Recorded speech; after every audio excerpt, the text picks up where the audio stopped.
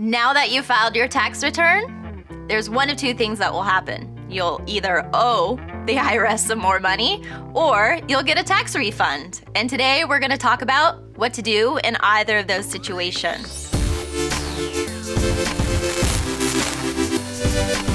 I remember the first time I got a tax refund, way back in the day when I first started working. I thought, yes, this is great. I got some extra money. And what did I do with it? I probably saved it. I was so lame. But then I realized that's actually good because a lot of millennials need to learn how to save more money. And today we'll talk about that too. We'll answer taxpayer questions from Karina, Shauna, and Jackie. And to help us answer them, we have our tax experts here today to help us better understand. When I started filing my taxes, I thought that everyone got a refund. I was just like, why do people hate tax season? Everyone gets a refund.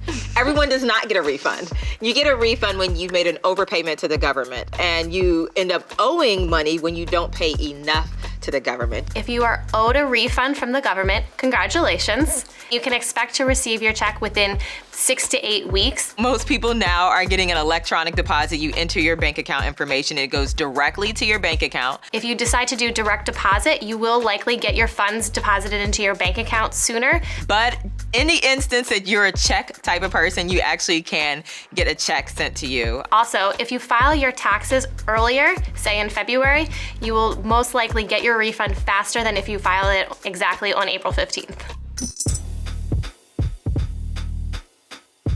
You want to make sure that you're using it towards something that's going to help you achieve your financial goals, or that's an actual investment. Maybe it is you want to, dig yourself out of a credit card debt, or maybe you want to put a significant dent in your student loan debt, or maybe you want to finally create an emergency savings fund that you don't have, or creating a cushion for yourself so that you can breathe a little easier. You could also contribute to your 401k, and all of this will set you up better in the future to prepare for your eventual retirement. A lot of people don't go to the dentist like they should, so maybe you should schedule that cleaning or get that procedure you need to get that your insurance doesn't cover. Those of us who drive, you need new tires. You need to service your vehicle so that your vehicle can continue to operate optimally. You might also want to take care of yourself, so I say treat yourself to those new pair of shoes.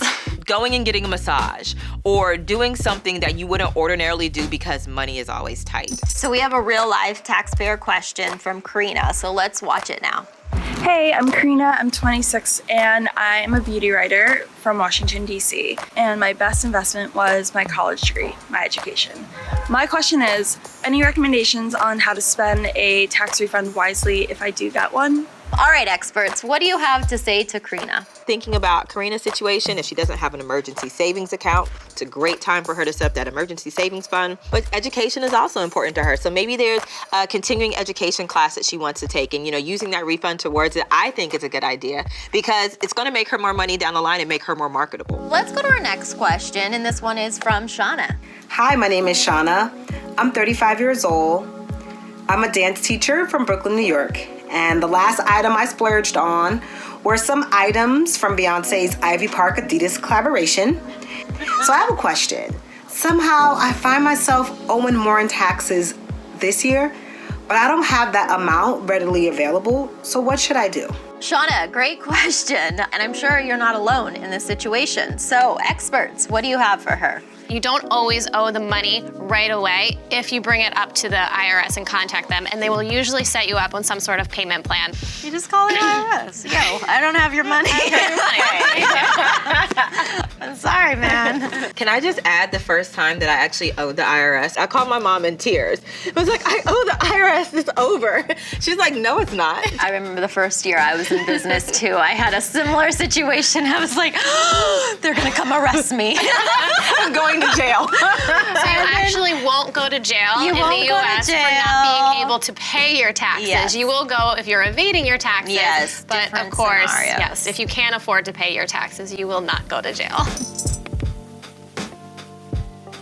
You can actually, set up an account online so that you can make regular payments. You'll have to make an initial good faith payment, and then from there, you'll pay monthly. The biggest thing you don't want to do is ignore them, because ignoring them, you're going to rack up a large amount in penalties. And so if you do owe money, don't worry, contact them and work something out. But I think the key is figure out why are you owing more in taxes and maybe prepare for next year so that it doesn't keep catching you by surprise and you could actually plan to save or make adjustments to your withholdings and have that part of the plan.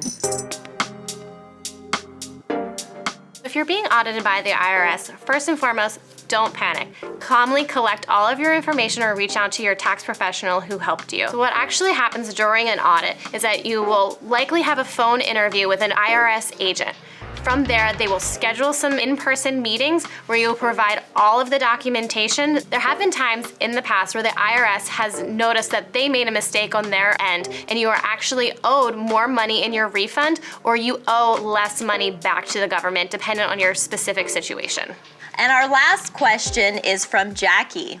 Hi, my name is Jackie. I'm 25 and I'm a designer in New York. And my question for you is, I've always been curious, what would cause you to get audited by the IRS and how common is it? Experts, Lauren, what would you say to her? So it's a great question and definitely a concern that a lot of people have. So you may be surprised to learn that you actually have less than a 1% chance of being audited by the IRS. If and when it happens, some of the reasons are failing to report some sort of income. So for instance, if you receive a 1099 that you don't report, certain swings in deductions or credits that you've never taken before. If you make $50,000 a year and you claim that you donated $20,000 of that to charity, may raise a few red flags. Have either of you been audited before? I have not. Tanya? Oh, I have. That's all. the day I fired my mother as my tax preparer. It actually was a lot easier than I thought it was. I put the ball in their court. I was like, well, here go all of my statements, all the receipts I have. There weren't any harsh repercussions or anything that anyone should be afraid of as a result of that situation. It was just an extra step on my end to verify that what we had submitted. Thank you, ladies, for joining us today. Such valuable insight. Thanks for having us. Of course. Today, we learned what to do if you get a tax refund, what to do if you owe money and don't have it, and most importantly, not to be afraid of the IRS and how to deal with things like an audit and other quote-unquote scary things. Stay tuned and learn the common mistakes people make with their taxes and how to overcome them, and also hear from our experts about their top tax tips you don't want to miss out.